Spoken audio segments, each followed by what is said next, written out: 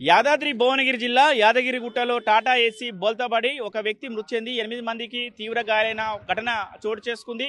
ఎవరైతే ఆ యాదాద్రి లక్ష్మీ నరసింహ స్వామిని దర్శించుకుందామని ఉదయం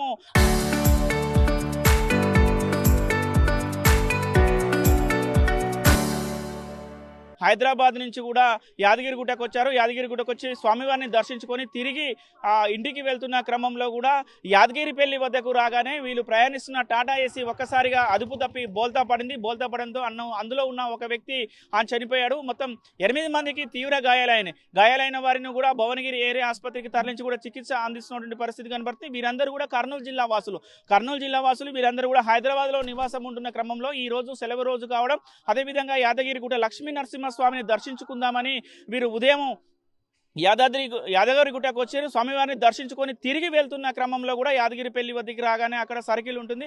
అక్కడ ఒక్కసారిగా టాటా ఏసీ అదుపు తప్పి బోల్తా పడింది. బోల్తా పడడంతో కూడా వీరందరూ కూడా కింద పడ్డారు. ఒక వ్యక్తికి తీవ్ర గాయాలై అక్కడికక్కడే చనిపోయిన పరిస్థితి కనపడుతుంది. కుటుంబ సభ్యులు మాత్రం కన్నీరు మున్నీరుగా విలపిస్తున్న పరిస్థితి ఉంది. కర్నూలు జిల్లా నుంచి హైదరాబాద్కు జీవనోపాధికి వచ్చి ఇక్కడ జీవనం కొలిగిస్తున్న క్రమంలో కూడా ఈరోజు దైవ దర్శనానికి వచ్చి ఈ విధంగా ప్రమాదానికి గురి కావడం కూడా ఏంటని కూడా కుటుంబ సభ్యులు మాత్రం కన్నీరు మున్నీరుగా విలిపిస్తున్నటువంటి పరిస్థితి కనపడుతుంది. మొత్తం కూడా ఎవరైతే చనిపోయిన వ్యక్తిని మాత్రం పోస్ట్ మార్టం నిమిత్తం భువనగిరి ఏరియా ఆసుపత్రికి తరలించిన పరిస్థితి ఉంది. కుటుంబ సభ్యులు మాత్రం కన్నీరు మున్నీరుగా విలిపిస్తున్నటువంటి పరిస్థితి కనపడుతుంది. ఇది మొత్తం యాదగిరిగుట్టలో జరిగిన రోడ్డు ప్రమాదంపై ఉన్నటువంటి లేటెస్ట్ అప్డేట్స్. వీడియో జర్నలిస్ట్ కృష్ణతో అచ్యుత్, RTV నల్గొండ. టిఫిన్ చేద్దామని బండి ఎక్కి వస్తున్నాం. వచ్చేటప్పుడు బండి ముందర వస్తుంది. ముందు బండి బ్రేక్ కొట్టడం